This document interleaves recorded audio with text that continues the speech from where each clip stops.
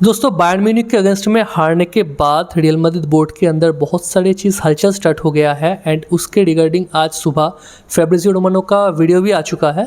And देखो मेरे ख्याल से it would be obvious because अगर रियल मैड्रिड जैसा club back to back 2 season trophyless जाता है तो ये सब चीज़ होना ही था। एंड हम लोग के तरफ से बोर्ड के तरफ से कुछ कॉन्क्रीट एंड मैसिव डिसीजन लेना भी चाहिए टू रिकॉन्स्ट्रक्ट द टीम अगेन। तो देखते हैं कि क्या क्या चीज़ जो डिसीजन है वो बोर्ड की तरफ से लिया गया है एंड हम लोग इस पर थोड़ा डिस्कस कर लेते हैं। So the first point would be the next manager for Real Madrid next season. देखो मेरे ख्याल से Real Madrid board is not going with the Alvaro Arbeloa, क्योंकि अल्वारो ने जो किया हम लोग का स्क्वाड के साथ after sacking of Xabi Alonso was great, but I don't feel कि उसके रियल मैड्रिड बोर्ड को ऐसा एक्सपीरियंस मैनेजर चाहिए जो इस क्लब को संभाल सके। So there are 3 names, that is Didier शैम, Zinedine Zidane and Jurgen Klopp. अब देखो Zinedine Zidane would be a great choice and Florentino Perez का वो फेवरेट भी है, बट द थिंग इज़ कि Zinedine Zidane is already in verbal agreement with France national team and Zidane ने Real Madrid के साथ पहले जो किया है, जितना भी अचीवमेंट किया है उसके लिए हम लोग सब ग्रेटफुल है। But I think now France का जो नेशनल टीम का जॉब है that is a very prestigious job and he should going with that challenge. तो ज़िनेदिन ज़िदान आई डोंट थिंक कि आने वाला है रियल मैड्रिड में। अब देखो सेकेंड जो नाम उठ के आ रहा है that is Jurgen Klopp and Real Madrid board में इंटरनल जो मेंबर्स है they are also fond of Jurgen Klopp. But the problem is कि बोर्ड पहले जाके नहीं अप्रोच करने वाले हैं। अगर Jurgen Klopp is interest to coach Real Madrid then he have to take the first step. अब प्रॉब्लम क्या है मैं बताता हूँ कि अगर यर्गन क्लॉप पहला स्टेप लेते हैं तो इन दैट केस उसका जो पल्ला है वो उतना भारी नहीं रहेगा एंड यर्गन क्लॉप अगर अच्छे से रियल मैड्रिड पे ऑपरेट करना चाहते हैं तो we should give him the full power and full control over the squad and the transfer market. Otherwise हम लोग फिर से देखेंगे कि 6 महीने के अंदर और एक कोच सैक हो गया है एंड ये पहले भी देख चुके हैं कि जो टेक्टिकल कोच है वो उतना रियल मैड्रिड में नहीं चलते हैं। रियल मैड्रिड जैसा क्लब ये इट्स नॉट लाइक बार्सिलोना और बायर्न म्यूनिख और पीएसजी, ये जिस तरीके से ऑपरेट करता है इसमें एक कैओटिक फैशन रहते हैं। हम लोग कोई कंट्रोलेबल फुटबॉल नहीं खेलना पसंद करते हैं, लेकिन पहले हम लोग को इससे रिजल्ट क्यों आता था, क्योंकि हम लोग के पास एक पोटेंशियल प्लेयर रहता था लाइक क्रिस्टियानो रोनाल्डो, मतलब immense personality, Toni Kroos, Luka Modric. But अभी फुटबॉल भी चेंज हो गया है, अगर हम लोग को इससे एडाप्ट करना है तो I think in that case we need a concrete project based football and in that case player के पास जो पावर है वो रिड्यूस करना चाहिए एंड अगर हम लोग यर्गन क्लॉप जैसे मैनेजर को लाते हैं तो उसको प्रॉपर बैक करना चाहिए। अब सेकेंड पॉइंट जो है, मेरे को लगा था कि ये शैम्बोलिक परफॉर्मेंस के बाद we should sell Vinicius, but the problem is Vinicius, Mbappe, इनका नेम में जो टैग है ना ये क्लब को बेसिकली बिजनेस देते हैं। क्लब नहीं चाहेगा कि इसको सेल करके जो बिजनेस है उसको लूज़ करे। इवन देखो कि पेरिस का फेवरेट भी है विनीशियस जूनियर, तो उसके पास ऑलरेडी कॉन्ट्रैक्ट दिया गया है एंड विनीशियस अगर चाहते हैं तो इस कॉन्ट्रैक्ट को एक्सटेंड कर सकता है and it's up to him. अब देखो विनीशियस से मेरा ये प्रॉब्लम नहीं है, उसका गेम लास्ट 2 साल से ख़राब जा रहा है, कहीं कहीं पे उसका परफॉर्मेंस आते हैं या फिर जो एम्बापे सेम प्रोफाइल पे खेलते हैं एक डिसबैलेंस क्रिएट हो गया है। That is not my major concern. My major concern is कि विनीशियस का जो टॉक्सिक मेंटलिटी है वो दिन पे दिन बढ़ते जा रहा है। मतलब वो अकेला ड्रिबल करेगा, अकेले के दम पे उसने बहुत सारे मैच जीता है, आई agreed, but the problem is कि बहुत सारे मैच ऐसे भी हुए हैं जहाँ पे विनीशियस को पास कर देना चाहिए था जो नहीं किया, जिसके कारण से हम लोग को एक अटैक बनते बनते रह चुके हैं या फिर हम लोग स्कोर नहीं कर पाए। तो इस टाइप का अगर मतलब कोई भी मैनेजर आके उसका जो एटीट्यूड का प्रॉब्लम है वो अगर सुधर सके, इवन अगर एम्बापे भी सेम चीज़ करता है तो मेरे ख्याल से एम्बापे को भी सेल कर देना चाहिए और कोई भी मैनेजर आता है जिसका ऑरा इन दोनों प्लेयर से भी बड़ा हो तो I think it's okay. Third जो पॉइंट है that is regarding the defence line. Real Madrid का डिफेंस लाइन अब इस टाइम में एक बड़ा प्रॉब्लम है।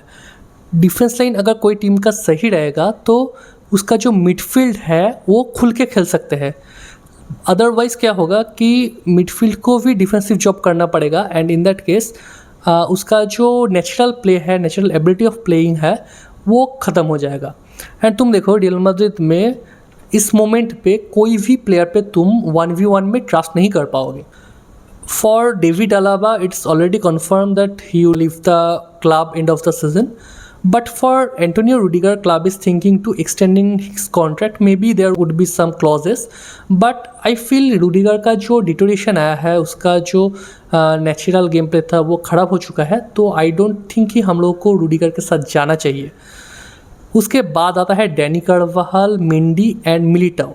सब प्लेयर का जो इंजरी रिकॉर्ड है वो देखते हुए फिर से मैं कहूँगा कि we should sell them out, but the thing is मनो का जो रिपोर्ट आया है उसमें बोला गया कि लुका मॉड्रिच को हम लोग लास्ट सीजन जाने दिए, जिसके लिए जो एक क्लब में एक लीडरशिप वाला क्वालिटी होता है ना, वो मिसिंग हो रहा है। सो अगर हम लोग इस सीजन डैनी कार्वाहाल को भी जाने देते हैं तो सेम मिस्टेक हम लोग करेंगे। बट आई फील कि अगर तुम कोई प्लेयर को टीम में रख के नहीं खिलाओगे या फिर तुम उसके ऊपर पूरा ट्रस्ट नहीं कर पाओगे तो उसको वेजेस देने के कहीं कोई मतलब नहीं होता है।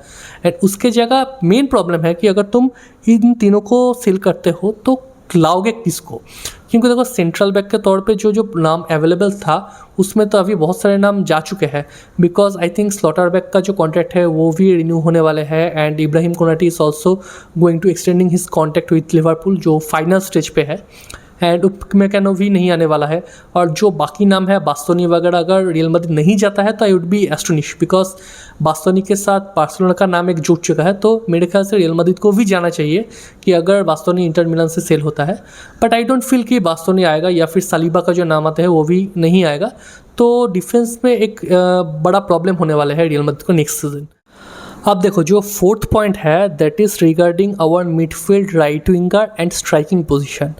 मेरे ख्याल से मिडफील्ड में हम लोग का जो पसंदीदा नाम है दैट इज़ विटिनिया, वो तो पीएसजी से आने वाला नहीं है, पीएसजी भी उसको नहीं छोड़ने वाला है। एंड आई डोंट फील कि निको पास आएगा तो हम लोग का मिडफील्ड का प्रॉब्लम भी सॉर्ट होने वाला है। अभी तक मिडफील्ड के लिए कोई सही नाम ना उठ के भी नहीं आया, क्योंकि हम लोग के लिए ना एक विटिनिया या फिर पेड्री जैसे प्रोफाइल चाहिए। बहुत लोग कहेंगे कि Rodri is the best option, but I don't feel कि आफ्टर एसीएल इंजरी एंड हम लोग मैनचेस्टर सिटी वाले मैच में भी देखे हैं कि रॉड्री पहले बहुत कुछ कर सकता था, बट आई डोंट फील कि अभी रियल मैड्रिड का जो प्रॉब्लम है वो सॉल्व कर सकते हैं। अब देखो राइट विंग के तौर पे जो मोस्ट फेवरेबल पर्सन है दैट इज़ ओलिसे, जो फ्लोरेंटिनो पेरेस का भी बहुत फेवरेट है। But the thing is Bayern Munich is not in the mood to negotiate any deal for the Olise, so Olise को भूल जाओ। And for the striking option जब 2024 Benzema छोड़ के चला गया था रियल मैड्रिड को, तब मेरे ख्याल से Harry Kane was probably the best fit for Real Madrid squad, but we let him go क्योंकि हम लोग को एम्बाप्पे के ऊपर फैसिनेशन था। एंड अगर एम्बाप्पे की जगह हम लोग हैरी केन को साइन कर लेते तो हम लोग के अटैक में जो एक डिस्क्रिपेंसी, जो एक इम्बैलेंस है ना, वो बहुत पहले ही सॉर्ट हो जाता। आई थिंक कि हम लोग को ऑप्शन सोचना चाहिए। हम लोग कोई एडगेडे के ऊपर ट्रस्ट नहीं कर सकते, मतलब Gonzalo Garcia is a very good shout but he is inexperienced, so I think हम लोगों को कोई एक्सपीरियंस्ड एंड प्रूवन स्ट्राइकर को लाना ज़रूरी है। इवन देखो बार्सिलोना भी सेम प्रॉब्लम से भुगत चुका है, जब तक लेवेंडोव्स्की चल रहा था तब चल रहा था, लेकिन they also need to sign a great striker, so Real Madrid have to do that fast. अब माई फाइनल पॉइंट ये है कि रियल मैड्रिड जैसा क्लब जिस तरीके से ऑपरेट करते हैं उसमें कोई स्पोर्टिंग डायरेक्टर नहीं है। अब एक फुटबॉल क्लब में स्पोर्टिंग डायरेक्टर ना होना it is a very disadvantage, तुम मानो या ना मानो। स्पोर्टिंग डायरेक्टर के तौर पे हम लोगों के पास जो है that is CEO of the club, जो फ्लोरेंटिनो पेरेस का राइट हैंड है, होसे एंजल सैंचेज।